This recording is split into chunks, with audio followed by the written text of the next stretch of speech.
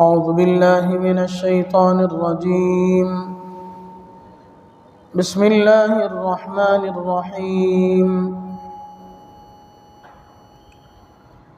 وَلْتَكُن مِّنكُمْ أُمَّةٌ يَدْعُونَ إِلَى الْخَيْرِ وَيَأْمُرُونَ بِالْمَعْرُوفِ وَيَنْهَوْنَ عَنِ الْمُنكَرِ وَأُولَئِكَ هُمُ الْمُفْلِحُونَ.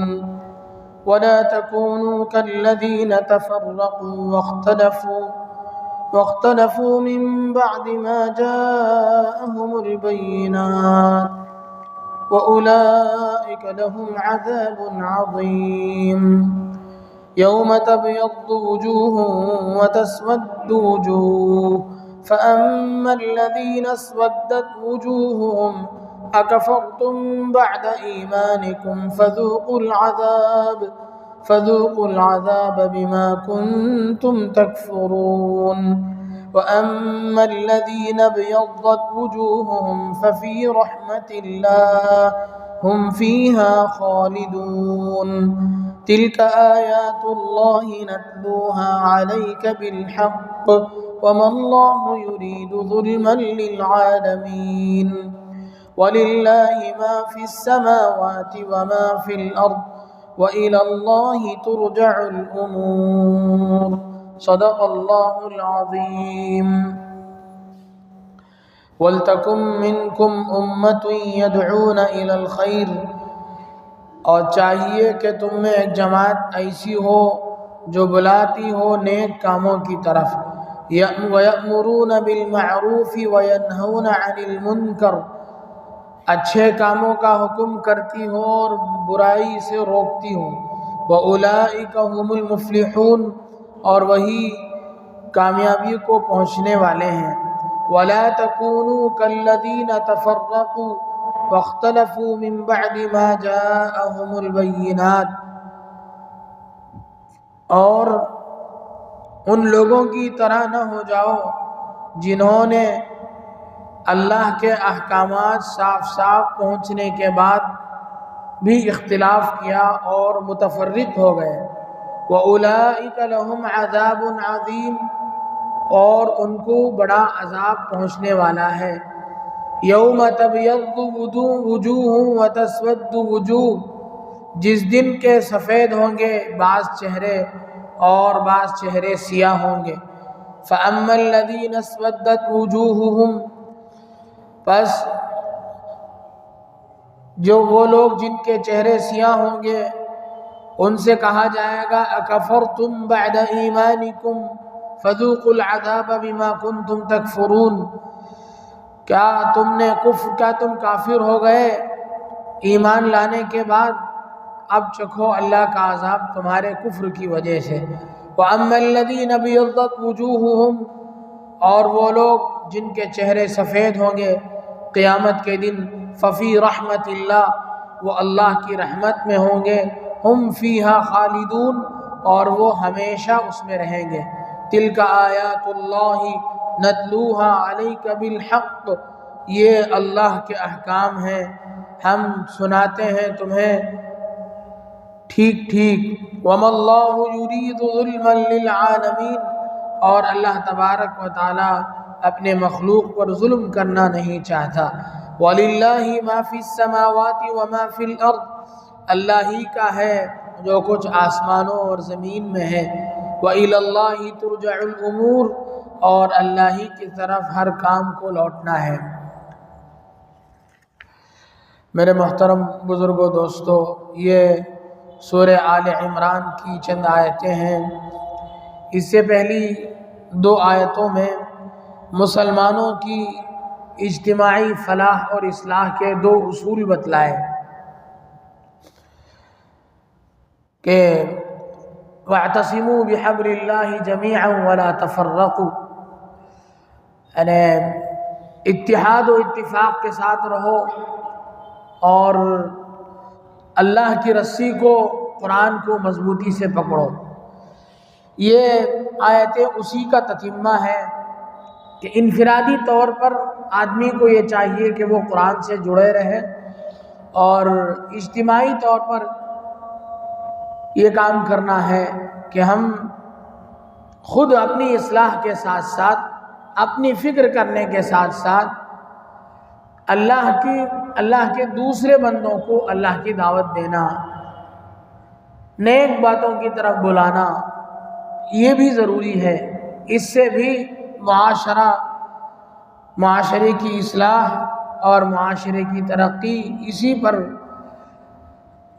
یعنی اگر ہم نے ایسا کیا تو پھر معاشرے کی اصلاح ہوگی، اگر ایسا نہیں کیا تو پھر معاشرہ ختم ہو جائے گا۔ آدمی صرف اپنی فکر کرے اور دوسروں کو نیک بات کی طرف دعوت نہ دے، جو برائیاں معاشرے میں ہو رہی ہیں اسے روکنے کی فکر نہ کرے، تو پھر معاشرہ تباہ و برباد ہو جائے گا۔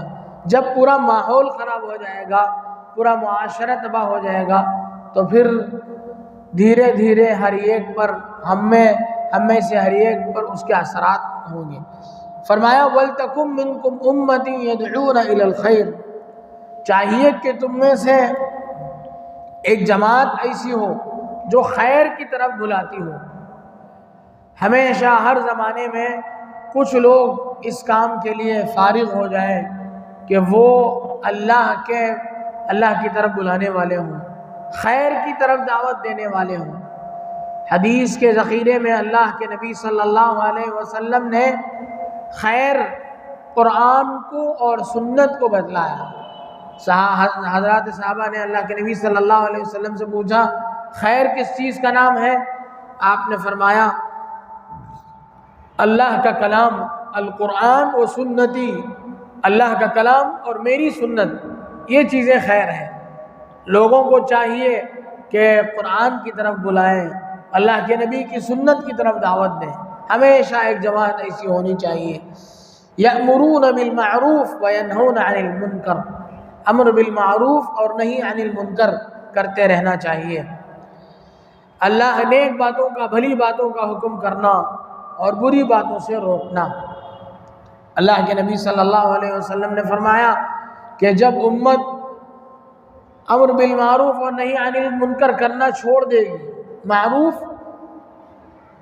جو چیز شریعت میں پسندیدہ ہے وہ معروف ہے، وہ جو چیز اللہ کی مرضیات ہیں وہ معروف ہے، اور اللہ کی جو نامرضیات ہیں، جو شریعت میں ناپسندیدہ ہیں، وہ چیزیں منکر ہیں۔ اچھی باتوں کا حکم کرنا اور بری باتوں سے روکنا، یہ دونوں چیزیں ضروری ہیں۔ صرف اچھی باتوں کا حکم کرنا، ہم لوگ پڑھتے تو یہ آیت ہے، ہم لوگ اس آیت کو پڑھتے ہیں، دعوت و تبلیغ کی محنت کرنے والے بھی اس آیت کو بہت پڑھتے ہیں، امر بالمعروف نہی عن المنکر کرتے رہنا چاہیے، لیکن ہم لوگ کرتے ایک کام ہے، صرف اچھے باتوں کا حکم کرتے ہیں، بری باتوں سے روکنا بھی ایک ضروری کام ہے، دو چیزیں مل کر ایک کام ہے۔ اللہ تبارک و تعالیٰ نے فرمایا کہ تم میں سے کچھ لوگ ایسے ہمیشہ ہوں، ایک جماعت تمہاری ہمیشہ اس کام کے لیے فارغ ہو جو لوگوں کو اچھائی کی طرف بلائے اور برائی سے روکے، دونوں کام کریں۔ ہم لوگ اس کی مثال دیتے ہیں، نہیں اچھائی کی طرف بلائیں گے، لوگ اچھائی کی طرف آ جائیں گے، ان کے اندر سے برائیاں ختم ہو جائیں گی، ایسا نہیں ہے۔ کیا اللہ کو یہ معلوم نہیں ہے؟ لوگ مثال دیتے ہیں کہ بھائی کہیں اندھیرا ہو تو آپ ٹارچ روشن کریں، ٹارچ آن کریں یا کوئی چراغ جلا لیں، اس کی وجہ سے جب روشنی پیدا ہوگی تو تاریکی اور ظلمت ویسے ہی چھٹ جائے گی۔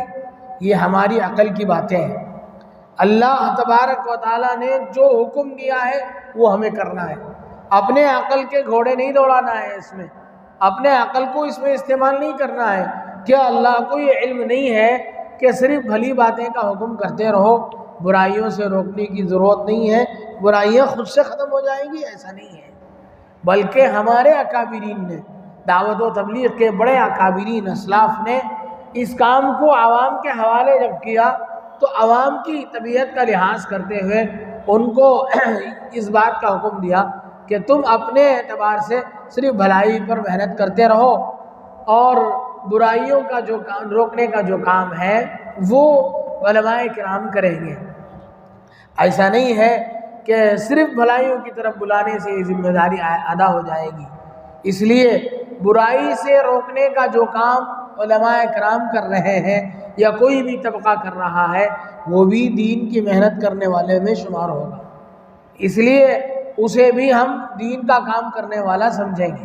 اللہ تبارک و تعالیٰ نے اس آیت میں دو باتوں کا حکم دیا، بھلی باتوں کا حکم کرنا اور بری باتوں سے روکنا، دونوں چیزیں ضروری ہیں، دونوں کام ہم سب کو کرنا ہے، اور اپنی طاقت کے مطابق برائی سے روکنا ہم سب کی ذمہ داری ہے۔ جیسی غلطی چلتی ہے اتنی ہی کڑی ذمہ داری ہمارے اوپر آئے گی۔ اور حدیث پاک میں اللہ کے نبی صلی اللہ علیہ وسلم نے فرمایا، من رعا منکم منکرا، تم میں سے کوئی کسی غلط کام کو ہوتا ہوا دیکھے، فلیغیرہ بیدہ، اگر طاقت ہے تمہارے پاس تو اسے روکے اپنے ہاتھ سے، فإن لم يستطع، اگر ہاتھ سے روکنے کی طاقت نہیں ہے، فبلسانی، دوسرے درجے میں زبان کا استعمال کریں، فإن لم يستطع فبقلبی، اگر زبان سے بھی نہیں روک سکتا ہے تو ادنا درجہ یہ ہے کہ دل سے اس کام کو برا سمجھے۔ وذالک اضعف الایمان، اللہ کے نبی صلی اللہ علیہ وسلم نے فرمایا یہ ایمان کا سب سے کمزور درجہ ہے۔ ہم لوگ صرف اسی درجے پر عمل کر لیتے ہیں، غلط کام چلتا ہوا دیکھتے ہیں، غلط کام ہے، ایک سر کے خاموش ہو جاتے ہیں۔ نہیں، اگر ہمارے اندر طاقت ہے ہم روک سکتے ہیں۔ طاقت کا مطلب کیا ہے؟ اس کام کو اپنے ہاتھ سے روکنے کی وجہ سے ایسا تمہارے اوپر حملہ یا وار ہو سکتا ہے، یا اس کا ریاکشن ہو سکتا ہے جو تمہاری برداشت سے باہر ہے، تو پھر وہ تمہاری طاقت سے باہر کی چیز ہے۔ اگر ایسا ریاکشن ہوگا جس سے تم لڑ سکتے ہو، جس کا تم دفاع کر سکتے ہو، تو پھر وہ تمہارے طاقت کے اندر کی چیز ہے، اپنے ہاتھ سے روکنا چاہیے۔ بہت سے اپنے ماتحت ہوتے ہیں، غلط کام کرتے ہیں، نمازیں چھوڑ کر کے ہمارے گھر کے بچے سو رہے ہوتے ہیں، لیکن ہم لوگ صرف اس وجہ سے کہ بچہ ناراض ہوگا، غصہ ہوگا، اپنے گھر کے بچوں کو تک نہیں جگاتے ہیں، نماز کا حکم نہیں کرتے ہیں، نماز کی طرف نہیں بلاتے ہیں، نماز چھوڑنے والے کو پر ناراضگی کا اظہار نہیں کرتے۔ منکر ہے، غلط کام ہے، نماز کا چھوڑنا کبیرہ گناہ ہے، اس پر ہم خاموشی سے پڑے ہوئے بیٹھے ہوئے ہیں۔ بچہ غلط کاموں میں لگا ہوا ہے، موبائل میں لگا ہے، بہت سارے فحاشی اور عریانیت دیکھ رہا ہے، ہمیں معلوم ہے، ہم جانتے ہیں، لیکن ہمیں اسے روکتے نہیں ہیں۔ اگر روکیں گے تو برا مان جائے گا، غصہ کرے گا، کہیں چلا جائے گا۔ اپنے اعتبار سے ہمیں ایسا طریقہ اختیار کرنے کی ضرورت ہے جس سے وہ کام اس کام سے رک جائے۔ ایسا طریقہ نہ اختیار کیا جائے جس سے کام بننے کے بجائے بگڑ جائے، ایسا نہ ہو۔ تو اللہ کے نبی صلی اللہ علیہ وسلم نے فرمایا، تم میں سے کوئی برا کام ہوتے ہوئے دیکھے۔ اس کی تشریح میں محدثین نے لکھا ہے کہ جو کام برائی سامنے معاشرے میں کھلم کھلا ہوتے ہوئے نظر آتا ہے اسے روکنا ہر فرد کی ذمہ داری ہے۔ جو غلطیاں چھپ کر ہو رہی ہیں ان کے پیچھے پڑنا، ان کو تلاش کرنا، ان کی خانہ تلاشی کرنا، ان کا تفقد کرنا، ان کی چھان بین کرنا، یہ ہمارا کام نہیں ہے۔ بہت سے گھر ہیں جہاں کوئی غلطیاں ہوتی ہیں، ہم ان کے ٹوہ میں پڑ جائیں، ان کے پیچھے پڑ جائیں، فلاں گھر میں کیا غلطی ہوتی ہے، فلاں گلی میں کیا غلطی ہوتی ہے، یہ ہماری ذمہ داری نہیں ہے، یہ جماعت المسلمین کی ذمہ داری ہے، یہ امیر المؤمنین کی ذمہ داری ہے۔ مسلمانوں کی جو جماعت ہوگی اس کی ذمہ داری ہے کہ کہاں کیا ہو رہا ہے اس کی نگرانی کریں، یہ میرے اور آپ کی ذمہ داری نہیں ہے۔ میرے اور آپ کی جو ذمہ داری ہے وہ یہ ہے کہ جو غلطی اپنے آنکھ سے آپ نے دیکھا صاف ہوتے ہوئے آپ اسے روکیں گے۔ آپ دیکھ رہے ہیں کوئی مسلمان بچی ہے، برقع پہنی ہوئی ہے، کسی غیر مرد کے ساتھ جا رہی ہے، چاہے وہ مسلمان ہو یا غیر ہو۔ ہم لوگ ناراض اس وقت ہوتے ہیں جب غیر مسلم کے ساتھ جاتا ہے، مسلمان کے ساتھ جانا کون سا نیک کام ہے؟ کوئی مسلمان لڑکا ہے، اس سے اس کی شادی نہیں ہوئی ہے، اس کے ساتھ جا رہی ہے، وہ بھی غلطی ہے اور یہ بھی غلطی ہے۔ یہ الگ بات ہے کہ ایمانی غیرت برداشت نہیں کرتی ہے اسے، اور یہ معلوم نہیں ہوتا کہ کون کیا ہے۔ اگر ہم دیکھیں معاشرے میں کہ کسی گھرانے کی بچی غلطی کر رہی ہے، ہم ایسے انداز سے اسے روکنے کی کوشش کریں کہ وہ رک جائے، ایسا طریقہ اختیار نہ کریں کہ وہ بھڑک کر ضد پر اڑ جائے۔ بہتوں مرتبہ ایسا ہوتا ہے کہ ہم اس کی تصویر لیتے ہیں، اس کی تشہیر کرتے ہیں، تو ایسا ہوا کہ آپ ایک غلطی کو روکنے کے لیے دوسری غلطی کر رہے ہیں، یہ تو اور غلط ہو گیا۔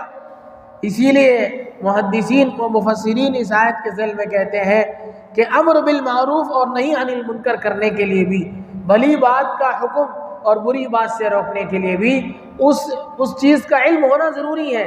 کیا طریقہ اختیار کرنا، کن کو کیا چیز معروف ہے، کیا چیز منکر ہے، اور اس کے روکنے کے کیا طریقے مفید اور مضر ہو سکتے ہیں، اس کا علم بھی ہونا ضروری ہے، تب جا کر کے کریں۔ اگر ہمیں اس کا ڈھنگ نہیں ہے تو ہمیں بے ڈھنگے طریقے سے اسے کرنا بھی نہیں ہے۔ بہت سے لوگ کیا کرتے ہیں، کہیں کسی لڑکی کو دیکھے، کہیں جا رہی ہے کسی کے ساتھ، اس کی تصویر لیے اور واٹس ایپ پہ چلا دیے، دیکھو مسلمان بچی ہے جا رہی ہے فلاں لڑکے کے ساتھ، وہ ایک غلطی کر رہی ہے اور آپ ایک غلطی کر رہے ہیں۔ ایک مسلمان بچی ہے، اس کی عزت و عصمت کی حفاظت بھی میرے ذمہ ہے، میں اس کی عزت و عصمت اسے وہ بے پردہ ہو رہی ہے، ہم اس کے چہرے کو بے نقاب کر رہے ہیں، پورے علاقے میں اس کا برقع اتار رہے ہیں، یہ کون سا، یہ بے ڈھنگا کام ہے۔ ہمیں اگر اس کی فکر ہے تو بہت ہی سنجیدگی کے ساتھ اس مسئلے کو حل کرنے کی ضرورت ہے۔ تو بہت نازک کام ہے نہیں عن المنکر کا، برائیوں سے روکنے کا۔ علاقوں میں جو کچھ ہو رہا ہے دیکھ رہے ہیں، کہیں شراب کے اڈے لگے ہیں، دوست احباب بیٹھے ہیں، شراب و شباب کباب میں لگے ہیں، اسے روکنے کی کوشش کرنا، یا ایسے لوگوں کو اس کی اطلاع دینا کہ بھائی فلاں جگہ ایسا کام ہو رہا ہے، آپ حضرات فکر کریں، وہ لوگ فکر کر لیں گے۔ غلط کام کو ہوتے ہوئے بالکل خاموشی سے رہ جانا، تو پھر یہ ہم مسئولیت کے دائرے میں آ جائیں گے، اللہ کے ہاں ہمیں جواب دہی کرنی پڑے گی۔ جہاں ہم اپنی زبان سے روک سکتے ہیں، بول سکتے ہیں، سمجھا سکتے ہیں، وہاں سمجھانے کی ضرورت ہے۔ بہت سے لوگ برا مان جائے گا بچہ، وہ لڑکا غصہ ہوگا، وہ ہمارے اوپر ہمارے خلاف کارروائی کرے گا، اس لیے ہم بولتے بھی نہیں ہیں، اور برائیاں دیکھتے دیکھتے دیکھتے ہمارے دل سے اس کا احساس بھی ختم ہو گیا۔ آخری درجے کی جو بات تھی دل سے برا سمجھنا، وہ بھی ہمارے دل سے نکل گیا۔ شاعر اسلام اقبال عالی مقام نے کہا کہ کارواں وائے ناکامی متاع کارواں جاتا رہا، کارواں کے دل سے احساس ضیاء جاتا رہا۔ یعنی کتنی بڑی ناکامی ہے، کتنا بڑا افسوس ہے کہ ایک طرف تو قافلے کا سامان لٹ گیا اور دوسری طرف قافلے کو سامان کے لٹنے کا احساس بھی اس کے دل سے ختم ہو گیا۔ بہت بڑے افسوس کی بات ہو گئی۔ تو جو بھی غلط کام ہم دیکھیں، اپنے ہاتھ سے اگر ہو رہا ہے تو اسے ہاتھ سے روکنے کی کوشش کرنا، اگر اپنے ہاتھ سے نہیں ہوگا تو زبان سے اگر ہم روک سکتے ہیں، فہمائش کر سکتے ہیں، سمجھا سکتے ہیں، بول کر ختم کر سکتے ہیں، تو زبان کا استعمال کرنا۔ تیسرا اور آخری درجہ ہے دل میں اس کام کو برا سمجھنا، اور آپ علیہ الصلوۃ والسلام نے فرمایا وَذَلِكَ أَضْعَفُ الْإِيمَانِ، اور فرمایا جو لوگ خیر کی طرف بلاتے ہیں، قرآن اور سنت کی طرف بلاتے ہیں، بھلی باتوں کا حکم کرتے ہیں، بری باتوں سے روکتے ہیں، فرمایا اولئک هم المفلحون، وہی لوگ کامیاب ہیں۔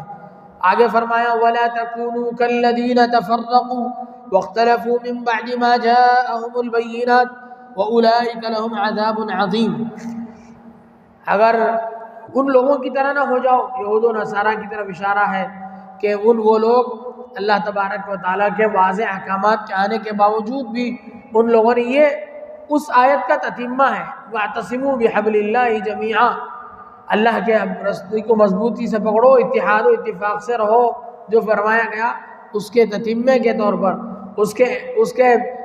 اس میٹر کے اختتام کے طور پر کہا جا رہا ہے، اختلاف کر کے آپس میں الگ الگ نہ ہو جاؤ۔ وَأُولَئِكَ لَهُمْ عَذَابٌ عَظِيمٌ، ان کے لیے دردناک عذاب ہے۔ اگر نہیں یعنی امر بالمعروف و نہیں عن المنکر کرنا ہم نے چھوڑ دیا تو روایات میں آتا ہے اللہ کے نبی صلی اللہ علیہ وسلم نے فرمایا کہ اللہ کا عمومی عذاب آئے گا۔ اللہ تعالیٰ، یہ نبی علیہ السلام کی دعا ہے کہ اس امت کو بحیثیت پوری امت کے ہلاک نہ کیا جائے، لیکن اس کا نقصان کچھ نہ کچھ ہمیں ضرور ہوگا اگر ہم نے برائیوں کو روکنا چھوڑ دیا، نیک کاموں کا حکم کرنا چھوڑ دیا۔ تو اللہ کے نبی صلی اللہ علیہ وسلم نے فرمایا کہ بنی اسرائیل میں ایسا ہی ہوتا تھا کہ کوئی آدمی کسی آدمی کو غلط کام کرتے ہوئے دیکھتا تھا تو شروع میں تو سمجھاتا تھا کہ دیکھ ایسا نہ کرے، غلط ہے، چلتے دنوں میں اس کے ساتھ اٹھنا بیٹھنا کھانا پینا سب شروع کر دیتا تھا۔ اس کے بعد کیا ہوتا تھا، اللہ تبارک و تعالیٰ غلطی کرنے والے اور اس کے ساتھ اٹھنے بیٹھنے والے دونوں کے قلوب کو اللہ تعالیٰ خلط ملط کر دیتے تھے، اس کے دل سے اس کی برائی بھی ختم ہو جاتی تھی، اور پھر اللہ تبارک و تعالیٰ کا عذاب اترتا تھا۔ حدیث پاک میں ہے کہ اللہ کے نبی صلی اللہ علیہ وسلم نے فرمایا کہ ایک مرتبہ اللہ تبارک و تعالیٰ نے حضرت جبرائیل علیہ السلام کو حکم دیا، اقلب مدینہ کذا و کذا، کہ فلاں شہر پر میرا عذاب اتارو اور اس شہر کو تہس نہس کرو۔ حضرت جبرائیل اس شہر پر پہنچے، انہوں نے دیکھا کہ وہاں ایک اللہ کا نیک بندہ بھی ہے جو ایک لمحے کے لیے بھی اللہ کی یاد سے غافل نہیں ہے۔ وہ اللہ کے دربار میں پہنچی، اللہ آپ کیسی بات کا حکم فرما رہے ہیں، وہاں تو آپ کا نیک بندہ بیٹھا ہے اور ہمیشہ آپ کو یاد کر رہا ہے۔ تو اللہ تبارک و تعالیٰ نے فرمایا کہ میں جانتا ہوں کہ وہ ہے، اس کے باوجود میں کہہ رہا ہوں، اس لیے کہ صرف اپنے آپ کو بچانے کی کوشش کر لینا، اپنے اعمال میں جم جانا، یہ دین نہیں ہے، بلکہ اپنی ذات کے ساتھ ساتھ اپنے معاشرے کی اصلاح کی فکر کرنا، یہ نیک کام ہے۔ اب سوال پیدا ہوتا ہے کہ اب اس کی نیکی کا کیا ہوگا؟ اب عذاب اس میں بھی مبتلا کیا، اسے بھی عذاب میں مبتلا کیا جائے تو جو عبادت کر رہا تھا اس میں اور جو گنہگار تھے ان میں کوئی فرق نہیں رہا۔ تو اس کا یہ جواب دیا جاتا ہے کہ اس وقت تو کوئی فرق نہیں، ہلاک ہونے میں سبھی ہلاک ہوں گے، لیکن جب قیامت میں اللہ کے ہاں پیشی ہوگی تو جو نیک ہوگا اسے اللہ تبارک و تعالیٰ اسے نجات دے دیں گے، اور جو لوگ ویسے ہی برائیوں میں لگے رہے ان کو سزا دی جائے گی۔ آخرت کے اعتبار سے ان کے اعمال کے اعتبار سے ان کو فیصلہ ہوگا۔ ہاں، جس نے صرف وہ اپنے آپ کو عبادت میں مشغول رکھا، امر بالمعروف و نہی عن المنکر نہیں کی، اللہ کے ہاں اسے جواب دینا پڑے گا، وہ جواب دہی اس کے لیے ضروری ہوگی۔ آگے اس میں فرمایا گیا وَلَا تَكُونُوا كَالَّذِينَ تَفَرَّقُوا، آپس میں اختلاف نہ کرو۔ یہاں سے محدثین و مفسرین ایک بات یہ بتلاتے ہیں کہ آپس میں کسی بات پر اختلاف نہ کرنے کا مطلب یہ نہیں ہے کہ کسی بھی چیز میں مسلمانوں کا آپس میں اختلاف نہیں ہو سکتا ہے۔ مسلمان آپس میں بہت سارے مسائل میں اختلاف ہے، ائمہ فقہا کا اختلاف ہے، فقہا یعنی 4 مذاہب ہیں، مشہور مذاہب ہیں، اور بھی مذاہب تھے، اب ہمارے درمیان میں ہم دیکھتے ہیں 4 مذاہب ہیں۔ حضرات صحابہ کرام کا آپس میں اختلاف تھا، تابعین کا اختلاف تھا، ائمہ فقہا کا اختلاف ہے۔ یہاں بالکل اختلاف نہ کرنے کا کیا مطلب ہے؟ تو یہ ہے، جواب یہ دیا جاتا ہے کہ جو چیز اللہ کے جو احکامات صاف واضح ہیں ان میں ہمیں اختلاف کرنے کی گنجائش نہیں ہے۔ جو آیت صاف نہیں ہے، واضح نہیں ہے، اس سلسلے میں صریح نص موجود نہیں ہے، یا اس میں صریح نص نہیں ہے، اب اس میں اجتہاد کی گنجائش ہے، اور جو لوگ اجتہاد کرتے ہیں، مسائل نکالنے والے ہیں جن کے اندر اجتہاد کے شرائط پائے جاتے ہیں، وہ لوگ ان آیتوں میں غور کرنے کی وجہ سے ان لوگوں میں اگر 2 رائے ہو گئی، کسی نے کچھ کہا کسی نے کچھ کہا، تو ان کا اختلاف کرنا مذموم نہیں ہے، شریعت میں برا نہیں ہے۔ ائمہ فقہا کسی کی کچھ رائے ہے، امام شافعی رحمۃ اللہ علیہ فرماتے ہیں جو نماز میں امام کے پیچھے نماز پڑھتے ہوئے بھی جو نماز میں سورہ فاتحہ نہیں پڑھے گا اس کی نماز ہی نہیں ہوگی۔ امام ابو حنیفہ رحمۃ اللہ علیہ کہتے ہیں کہ جو من کان لہ امام فقراءۃ الامام لہ قراءۃ، جس کا امام ہوگا اس کی قراءت امام کی قراءت اس کے لیے قراءت ہے۔ فَإِذَا قُرِئَ الْقُرْآنُ فَانصِتُوا، فَإِذَا قَرَأْتَ الْقُرْآنَ، جب قرآن کو پڑھا جائے تو تم خاموشی سے رہو اور قرآن کو سنو۔ ان آیات کی بنیاد پر حضرت امام ابو حنیفہ یہ کہتے ہیں، اور وہ حدیث ہے لا صلاۃ الا بفاتحۃ الکتاب، قرآن میں سورہ فاتحہ پڑھے بغیر نمازی نہیں ہوگی، یہ حدیث ہے۔ اس کی بنیاد پر امام شافعی رحمۃ اللہ علیہ کہہ رہے ہیں کہ امام صاحب کے پیچھے کھڑے ہونے کے باوجود بھی مقتدی کو سورہ فاتحہ پڑھنا ضروری ہے، لیکن کبھی کسی شافعی المسلک کسی عالم نے یا امام شافعی نے امام ابو حنیفہ کو غلط نہیں قرار دیا اور امام ابو حنیفہ نے شافعی کو غلط نہیں قرار دیا، بلکہ سب کی اپنی رائے ہے، اپنے دلائل کی بنیاد پر دونوں نے الگ الگ رائے قائم کی۔ اور سب فقہ میں اختلاف رائے کی بات جو آتی ہے اس سلسلے میں یہ ہوتا ہے کہ سب آدمی اپنی بات کو صحیح سمجھتے ہوئے اپنی بات کے غلطی کا امکان کے ساتھ میری بات صحیح ہے دوسرے کی بات غلط ہے، ایسا نہیں ہے، دوسرے کی بات کی تقلید فقہ میں نہیں ہوتی۔ تو اس اختلاف کی فروعی مسائل میں اختلاف کی گنجائش ہے، یہی اختلاف ائمہ فقہا کے درمیان میں ہے۔ آگے فرمایا یوم تبیض وجوہ وتسود وجوہ، اللہ تبارک و تعالی عذاب دیں گے قیامت کے دن ان لوگوں کو جن کے جو نہیں عن الامر بالمعروف اور نہیں عن المنکر نہیں کرنے والے ہیں۔ فرمایا کس دن؟ قیامت کے دن، جس دن کچھ چہرے روشن ہوں گے اور کچھ چہرے سیاہ ہوں گے۔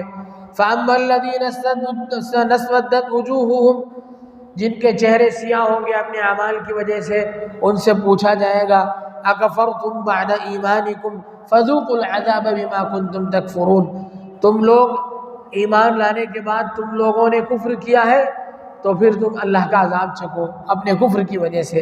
وَأَمَّا الَّذِينَ ابْيَضَّتْ وُجُوهُهُمْ فَفِي رَحْمَةِ اللَّهِ، جن کے روشن چہرے ہوں گے وہ اللہ کی رحمت میں ہوں گے اور وہ ہمیشہ اللہ کی رحمت میں ہوں گے۔ آگے فرمایا تِلْكَ آیاتُ اللَّهِ نَتْلُوهَا عَلَيْكَ بِالْحَقِّ وَمَا اللَّهُ يُرِيدُ ظُلْمًا لِلْعَالَمِينَ، یہ اللہ تبارک و تعالیٰ کے احکامات ہیں، ہم ان کو پورا صاف تمہیں سناتے ہیں۔ اللہ تبارک و تعالیٰ کسی پر ظلم کرنے والے نہیں ہیں۔ وَلِلَّهِ مَا فِي السَّمَاوَاتِ وَمَا فِي الْأَرْضِ وَإِلَى اللَّهِ تُرْجَعُ الْأُمُورُ، جو کچھ آسمانوں اور زمین میں ہے سب کے اللہ مالک ہیں اور سبھی کاموں کو اللہ کی طرف لوٹ کر کے جانا ہے۔ اب کس کے چہرے سفید ہوں گے قیامت میں، کس کے چہرے سیاہ ہوں گے؟ مفسرین کے متعدد اقوال ہیں۔ حضرت ابن عباس رضی اللہ عنہ فرماتے ہیں کہ جو لوگ سنت کی اتباع کرنے والے ہوں گے ان کے چہرے کل قیامت کے دن روشن ہوں گے، اور جو سنت کے تارک ہوں گے، سنت کو چھوڑنے والے ہوں گے بلکہ بدعت کو اختیار کرنے والے ہوں گے ان کے چہرے سیاہ ہوں گے۔ حضرت عطا رحمت اللہ علیہ فرماتے ہیں کہ مہاجرین و انصار کے چہرے سے سفید ہوں گے اور بنو قریظہ اور بنو نذیر جو یہودی ہیں ان کے چہرے سیاہ ہوں گے۔ امام ترمذی رحمت اللہ علیہ نے حضرت ابو امامہ رضی اللہ عنہ سے ایک حدیث نقل کی ہے، فرماتے ہیں اس سے مراد خوارج ہے، یعنی خوارج کے چہرے سیاہ ہوں گے اور سفید چہرے ان لوگوں کے ہوں گے جن کو وہ قتل کریں گے۔ اس طرح کے بہت سارے۔ حضرت اکرمہ رضی اللہ عنہ فرماتے ہیں اہل کتاب، سیاہ چہرے اہل کتاب کے ان لوگوں کے ہوں گے جو آپ کی بعثت سے قبل آپ کی تصدیق کرتے تھے، لیکن جب آپ مبعوث ہوئے تو آپ کی تائید کے بجائے، آپ کی نصرت کرنے کے بجائے الٹا آپ کو جھٹلانا جنہوں نے شروع کر دیا۔ بہت سے اہل کتاب اللہ کے نبی صلی اللہ علیہ وسلم کے زمانے میں نبی علیہ السلام کے اعلان نبوت سے پہلے تک آخری نبی کی آمد کا انتظار کرتے تھے اور یہ کہتے تھے کہ آخری نبی جب آئیں گے ہم ان کی تائید کریں گے، ہم ان کے ساتھ ہوں گے، ہم ان پر ایمان لائیں گے، اس طرح ان کا کہنا تھا۔ جب اللہ کے نبی صلی اللہ علیہ وسلم بنو اسرائیل کے بجائے بنو اسماعیل میں بھیج دیے گئے تو حسد کی بنیاد پر انہوں نے اختلاف کیا اور آپ علیہ السلام کی تائید و حمایت کیا کرتے آپ کے خلاف کھڑے ہو گئے۔ تو محدثین کہتے ہیں ان لوگوں کے چہرے سیاہ ہو گئے۔ تو یہ ان آیات کا مختصر سا خلاصہ ہوا۔ اللہ تبارک و تعالیٰ سے دعا ہے کہ اللہ تبارک و تعالیٰ ان آیات کے ذیل میں جو باتیں کہی گئی ان پر ہم سب کو عمل کرنے کی توفیق نصیب فرمائے۔ آمین۔ وآخر دعوانا ان الحمد للہ رب العالمین۔